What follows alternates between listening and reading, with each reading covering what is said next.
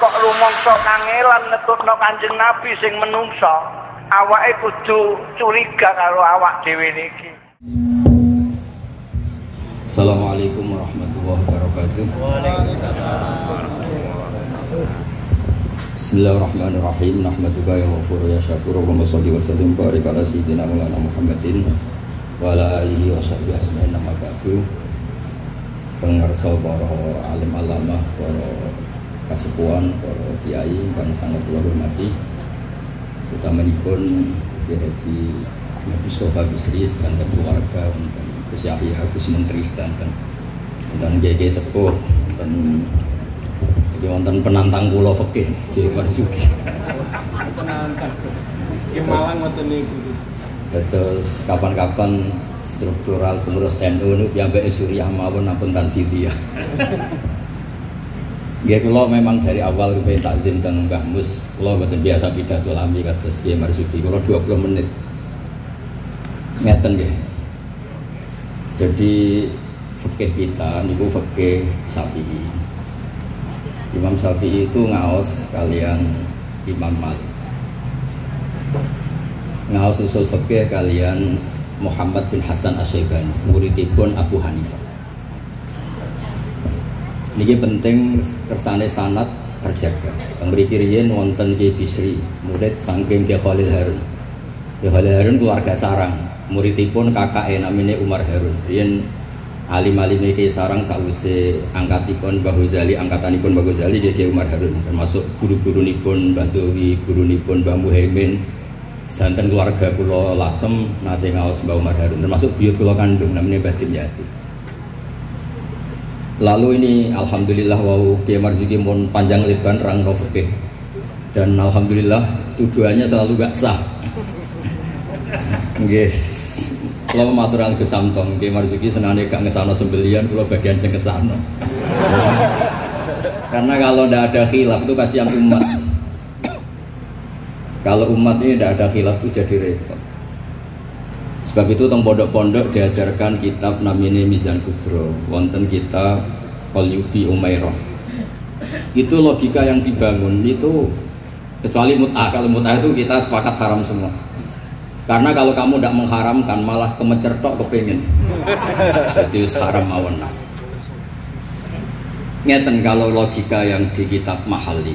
Ini kitab kesukaan keluarga Sarang. Di Jualiyah pasti diajarkan kitab Mahali. Misalnya dzabihah atau masalah salam, masalah sujud, itu mesti ada kaul awal, kaul sani, kaul salis. Dan itu ada pandangan yang nggak bisa dibantah. Misalnya sujud itu ya normalnya ya umur itu anas juga ala sapati alumin. Saya diperintah Nabi ini sujud melibatkan 7 anggota, al jabhah wal yaden wal rukbaten wal kodamen, sudah 7 kan. Tapi Imam Syafi'i itu sempat ngeper itu ya mulai ragu. Wayah tamilu kata beliau, ikhtimal juga yang syarat pokok itu jabhah.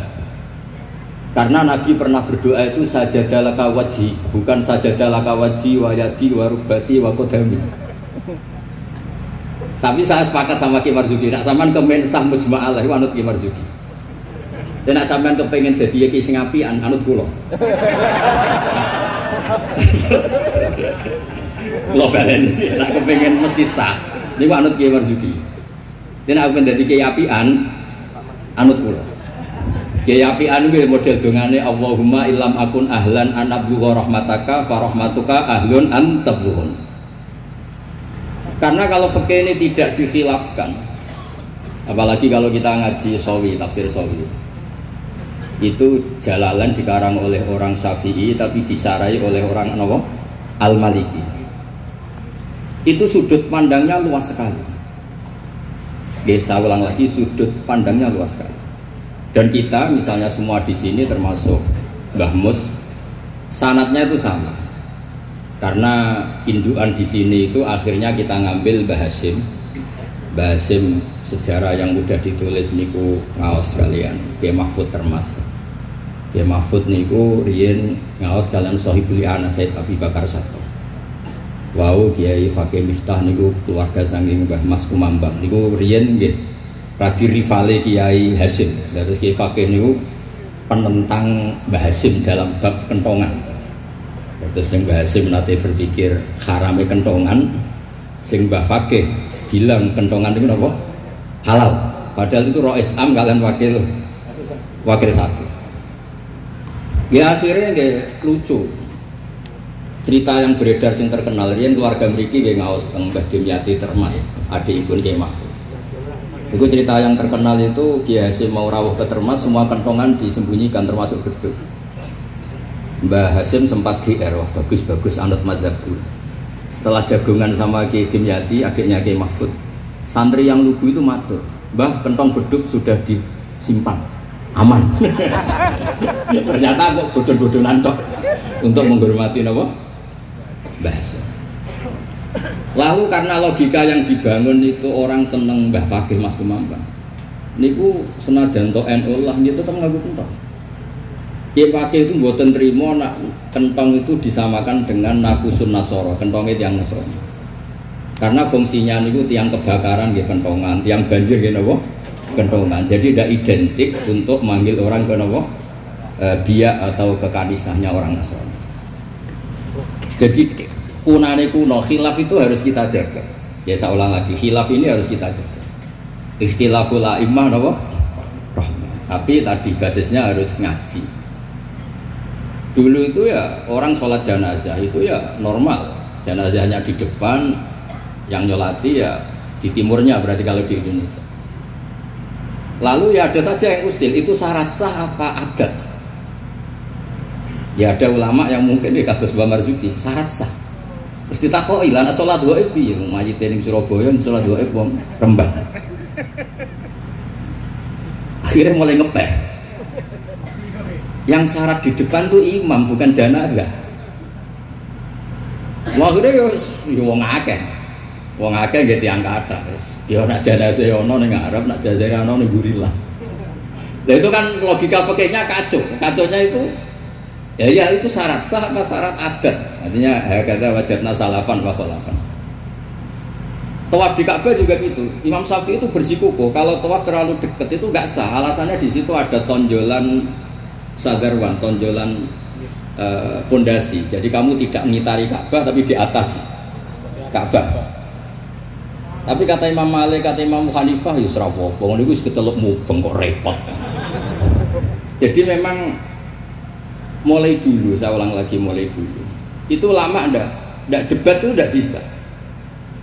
Karena di ranah yang tidak al-usuli, tidak masalah akidah, itu sudut pandang itu luas, midan kalau orang bilang midan. Sebab itu riyen setiap ulama nanti dibully. Wah, bisa-bisa. Abu Hanifah nanti liwat tenggene daerah wisata. Sepatah penyanyi-penyanyi wedok nyanyekno tiang-tiang suga-suga wong lanang-lanang. Bareng Abu Hanifah rawuh lewat iku menencep, mohon niat itu menencep. Abu Hanifah ngendikan ahsantunna.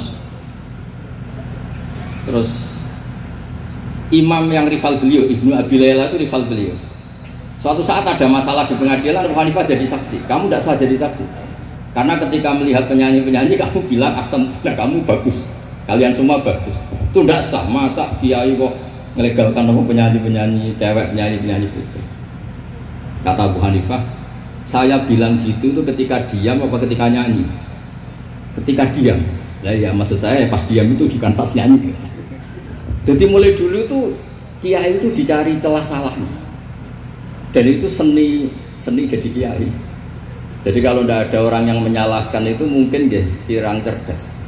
Lalu kalau matur ke Samtong, gue udah khilaf gue Suli, soalnya mantu-mantu itu saingan.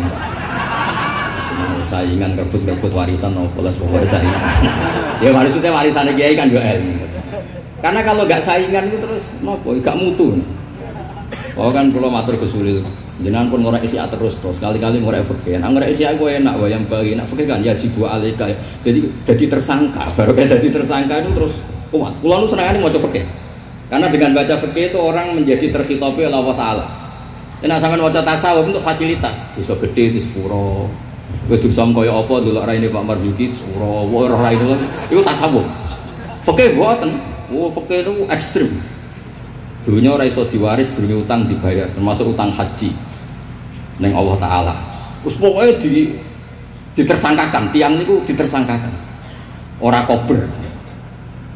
Benten ngaji tasawuf. Makanya terus kula niku saat ini kan tasawuf itu beredar di mana? Kula ora disusah. Iku golek para pangeran, golek terapi. Kula niku sering Gus kula nyuwun ngaji hikam. Akhir mek takrib. Mboten Gus hikam. Maksudnya piye karena terus ayem lho kan jadi gampang kabeh. Nak fikih kados Pak Marzuki wae takbir di audit. Opo wis salah. Lah gak sapa mboten guyu-guyu eling pangeran wis kaya wali kan penak. Oke niku seru repot muni Allahu Akbar kepanjangan A niku ya salah. Allahu Akbar itu salah, itu jadi istifham. Berarti maknanya apakah Allah itu maha besar? Tapi nak cara kula iku sing maknane istifham Pak Marzuki sing maca dhewe iku maksude ya Allahu Akbar Allah maha besar. Wong sing maca dhewe kok sing maknane. Tapi kan mesti kepengen sanut Pak Marzuki. Tapi mau nak kepengen dadi kiai api anut kula. Kula niku saking senenge kalian umat Rasulullah sallallahu alaihi wasallam, saking seneng. Niku kitab mazhab apa saja kula waos. Untuk supaya wong Indonesia iku ya ono sae lah. Wong-wong dia ya darani ra salah nggih. Ono tak golek-golekno.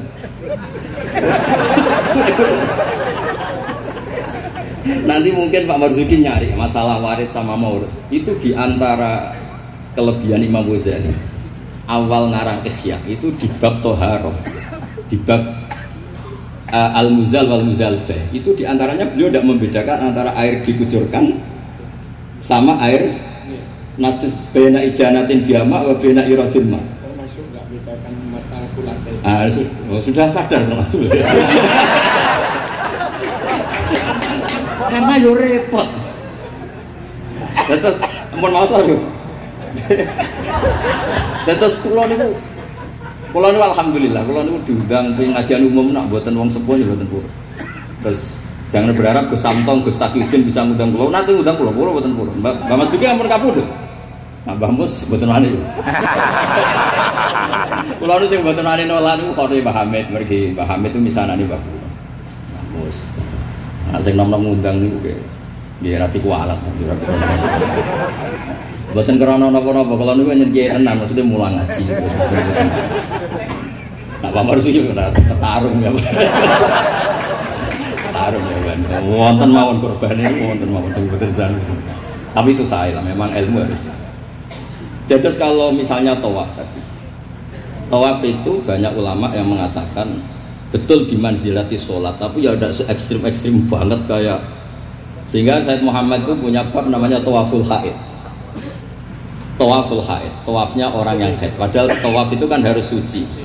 Tapi masalahnya kadang pas dia haid, pas harus tawaf nopo ifadah. Itu banyak ulama yang mengatakan ya sudah tawaf saja. Tapi nunggu waktu yang mepet. Nah, karena mepet ini penting untuk ilah hadid darurat. Nah, ternyata beliau juga sudah baca, tapi beliau tadi gak mau cerita. Senengane ku ndelok wong wedok sing kata aurat lho, kowe iso roh yo. Kula niki nggih suwe niki ngaji rileks mawon. Kula mboten kula niku bapak kula niku sesine nggih Mbah Mus, bapak kula niku seneng guyon. Bapak kula pesen hak kena ngaji ku guyon. Wong ning omah wis mikir utang, mikir macam-macam. Yo bareng ngaji kok teror gak sah niku. Rai-rai bingung niku kan pun gak ada. Dadi ngaji wis guyon, santai mawon. Tapi mboten tasawuf, saya ulang lagi tidak tasawuf. Ada dua orang itu sering naudzubillah ya, sering selingkuh, nakal lah. Ya nasabnya agak jelas namanya orang nakal. Ini cerita di kitab Mizan Kubra. Setelah dengar kabar orang itu sampai datang ke Rasulullah. Ya Rasulullah, kita berdua ini sudah nikah. Itu Nabi jawabnya itu qad kharaja min sifahin ila nikahin. Ini sudah keluar dari status perzinaan menuju napa? Nikah. Dan Nabi tidak bahas masa lalunya. Sehingga dalam tradisi Jawa itu di fikih wali itu anut Syafi'i, tapi orang ngungkit itu anut Hanafi. Maksudnya gini, produk putri yang tidak dari nikah sah itu kan tidak bisa intisab ke bapaknya. Jadi di bab ini anut Syafi'i, si bapak ilegal ini tidak sah jadi apa? Wali. Tapi mengapresiasi nikah bagaimanapun itu cara keluar dari sifat,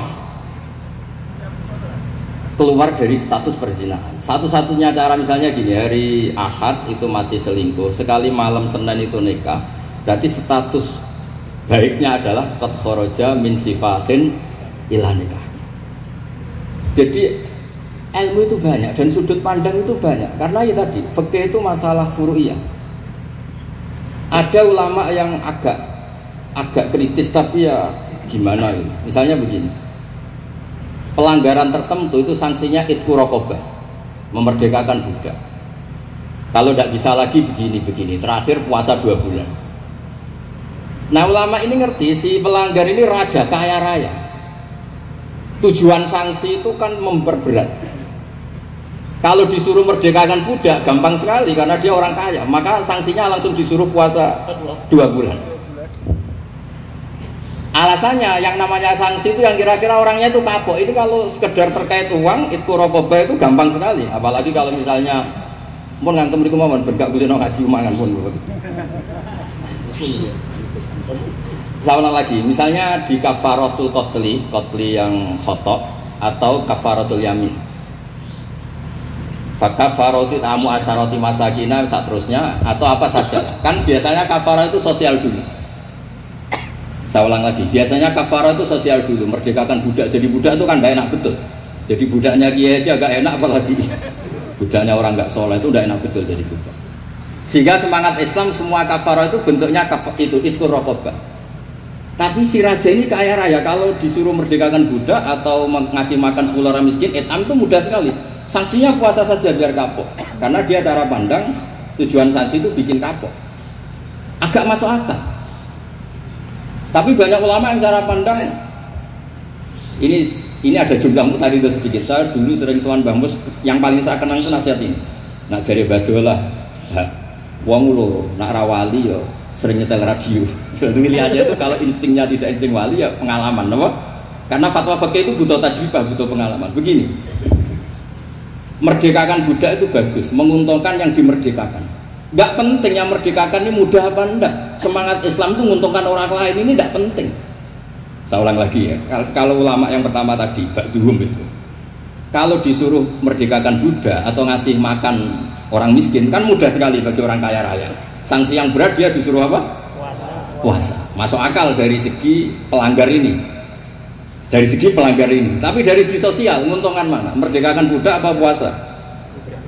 Merdekakan budak. Lah sekarang Islam itu lebih berkeinginan merdekakan budak apa berkeinginan ngasih sanksi orang ini? Merdekakan budak, falak tahamal aqobah wa ma adraka mal aqobah fakku raqabah. Akhirnya ini jadi ulama yang minimalis. Dibully terus sekarang. Makanya kata ulama yang wali, wis ora usah dipikir urutane ning Quran ngono ya ngono, ora usah dipikir. Ini jenis wali. Yang jenis peneliti, semangat Islam itu merdekakan budak, bukan memperberat sanksinya pelanggar. Itu tidak penting. Nah ini sudut pandang. Jadi mau tidak mau. Makanya saya ini matur nuwun lah. Makanya tadi ketika Pak Marzuki naik langsung maju, kalau nu sering delok beliau, tapi pengen petarung gitu. Agar fatwa ini orang korban. Ya bagus lah, memang fikih itu butuh munazih itu petarung. Supaya ilmu itu hidup, bukan petarung yang tadi pakai santet, pakai apa enggak. Memang ilmu lah. Ya dulu itu sama sih ingat debatnya Mbah Mun sama Basal itu kalau biyen gini, kiai gede nak diundang ning desa apike teko ta ora. Ada sing bilang ya sapike teko lah sakake wong desa. Tapi survei membuktikan api orang itu kan jobe kecil, dimbat pisan mbek kiai gede. Harus ada sudut pandang itu. Lah ya makanya kan Yorono pas orang ngaji kan iso. Sing ra pas salam templak lah kok angel temenan. Lho kan kalau kula nu ngalami, kula jare wong akeh ra kiai gede, nek diundang desa boten kurang. Tapi teng kiai desa kula sering nilii. Oh seksine kathah pangeran nah kurang akeh. Kurang top, kula ayu sen baru zadah seksine pangeran. Kula sering nilii kiai desa kula tilii. Termasuk nyun sewu kadang kula betani terjemah UI, kula sukani Ibris, kula sukani kitab-kitab akidah Mbah Sakur akidah. Karena tadi, nah aku teko muludan ning desa, kas musolae mbok piro. Terus digo nyamoni kiai ketua Tanfid Jawa Timur. Oh, itu kenakno kotak yakin. Iku ra merak itu. Lah nek alasane tawadhu istili pasti ora ono salam tempel. Istili jaturi. Mboten iki mboten sok-sokan suci mboten iki cerita mawon. Artinya sudut pandang itu selalu ada. Kula cerita bolak-balik. Kula nate diundang manajemen mboten teko. Tujuan kula ya kiai cilik mangan daging arang-arang salam aku teko. Tenan kula mboten teko ketemu kiai sing teko. Matur nuwun Gus gak teko. Aduh aku gak lakon ya tanya. Aduh aku gak lakon. Loh kalau saya datang jatah saya ketemu sampel mesti teng kula. Mbak-mbake untuk suwiran-suwiran itu. Lah maksudnya niku istihad. Jadi istihad itu mau ndak mau. Mane kula niku sirine kenapa kula diundang Gus Ipul ora teko wis Pak Marzuki wae ini wajah Pak Marzuki. Dan terus kedah mikir karena memang ini ranah ijtihad. Saya ulang lagi ranah. Saya berkali-kali bilang ijtihad itu sudut pandangnya itu dua. Ada orang saking senengnya Nabi itu sowan Nabi terus ingin melihat wajahnya Nabi. Itu bagus namanya kangen ya sowan. Banyak juga sahabatnya nggak mau sowan, alasannya ganggu. Lu kok seneng Nabi di keluarga, gak ada istri, gak ada cucu, amin mbok sowani terus kapan ngurus keluarganya? Banyak juga. Ada sahabat yang suka melihat wajahnya Nabi sehingga kalau sifli wajah Rasulullah secara fasih bisa nerangkan. Ada yang ditanya sifli wajah Rasulullah langsung menangis. Saya ini tidak pernah melihat wajahnya Nabi, tapi Anda kan sahabat. Saking takdim saya tidak berani menatap muka Rasulullah Sallallahu Alaihi Wasallam. Ada ulama yang sholat sof awal terus wali, yang polguri ya wali ketika ditanya, kok sosokan suci wani kok ngarap? Jadi nak sholat kok guri terus, ya jadi wali. Banyak juga wali yang ditanya, kalau kamu di surga keinginan terbesar apa? Kata wali-wali kan an-nadhar ila wajhillahil ta'ala, melihat Allah Ta'ala. Kalau dia enggak, unazzihu dzalikal jamal an-nadhari misli. Meripatku tahu dangdut, meripatku tahu gambar sing ora ngene gitu. Tapi memang dimuin seperti yang dikatakan. Makanya beliau fair secara ilmu itu dimuin. Dan nanti kalau sudah ngaji Mahali, Qalyubi, Umairah, terus Mizan Kubro, khilaf-khilaf itu banyak. Kayak tadi Qat'ul Khulqum itu semangatnya itu Qat'u yang izhabur roh, apa Qat'u yang potong. Nah, itu kan ulama masih terus berdebat. Ya namanya ulama ya tadi cara pandang itu pasti banyak. Makanya kenapa itu ada khilaf. Bahkan semua muridnya imam itu akhirnya mengkhilafi gurunya. Fa'inna Ahmad niku muridnya Imam Syafi'i, tapi khalafa Syafi'iyah. Wa Syafi'i muridnya Malik, akhirnya khalafa Malikah. Kenapa menjadi khilaf? Karena sausé diangen-angen itu nggih. Misalnya Jumatan. Jumatan itu cara jenengan itu kan harus orang 40 syarat sah.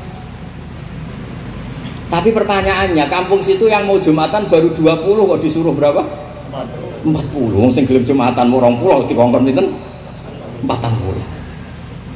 Jadi sudut pandang itu terus kenapa kok 40? Katanya kalau 40 itu mesti ada walinya. Lah sekarang orang 1000 pun nggak mesti ada walinya. Terus kedua, dikatakan 40 itu mesti jamun kelompok. Lah 12, 20 juga sudah bisa disebut apa? Jamun sudah dikatakan kelompok. Lan kula nate Jumatan teng pedalaman Purwodadi, kula riyen sering ngebis teng Jogja lewat Pati gitu. Pas wae Jumatan niku tiange namung 6 napa 12. Santri kula niku tamat MGS Sarang. Ya bae ada kula mboten. Jenengan mboten ada gak. Niku maca Fatihah Mamar iki. Niku koyo wong apik kelahiran niku wonten kula bolak-balik. Wis kados perjuangan tenan. Aku ngomong ngene, aku sing menungso ora mentolo ora ngesahno apa meneh pangeran. Mergo maca Fatihah. Wih, dinas perjuangan. Koyo wong apik kelahiran. Aku nabi ada Allahu arhamu minni. Umpama aku juri tak sahno mergo ora mentolo apa meneh pangeran. Mosok wis kangelane ngono, hasilé mboten apa? Sah. Ini cerita mengke penantang pekerjaan abadi ngendikan nggih monggo. Karena ini agak dolim saya, karena kan saya kedua. Tapi nggak apa-apa nanti Mbah Mus mesti pareng kok kalau jenengan bantah salah tidak. Tapi kok ngarepe pangeran duet mulai buka lagi. Nah, debat malah ngarep pangeran kados menang kula karena kebetulan secara status niku wong sakit mai Quran, ahlul Quran, ahlu wa khassatu. Kayaknya saya agak spesial lah mereka. Terus ilmu itu harus tadi, saya ulang lagi.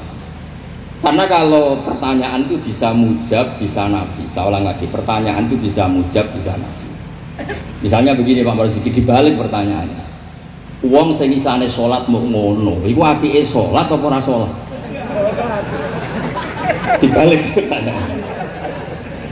Enggak, ini MC-nya maaf ya, nanti setelah ini Pak Marzuki lagi terus saya enggak akan bantah lagi.